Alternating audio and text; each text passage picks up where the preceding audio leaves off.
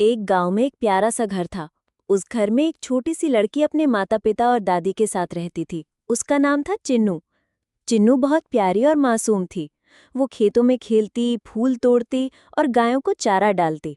उसका आंगन बड़ा था, जहां सुबह की हल्की धूप पड़ती थी।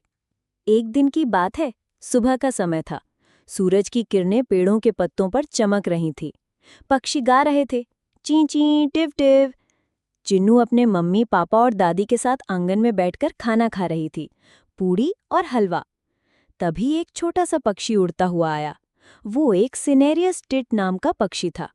वो घर की मुंडेर पर बैठ गया, फिर धीरे धीरे उड़कर चिन्नू के पास आया।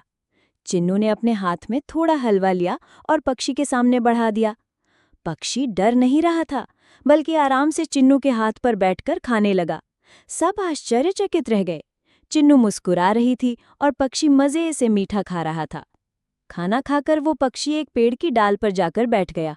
वो इधर उधर देखता और फिर गाने लगता, मानो थैंक यू चिन्नू कह रहा हो। अब वो पक्षी रोज आने लगा। हर सुबह चिन्नू के खाने के समय वो आता, उसके पास बैठता और चुपचाप खाना खाता। धीरे धीरे वे दोनों दोस्त बन गए, चिन्नू और उसका छोटा पक्षी टिट्टू।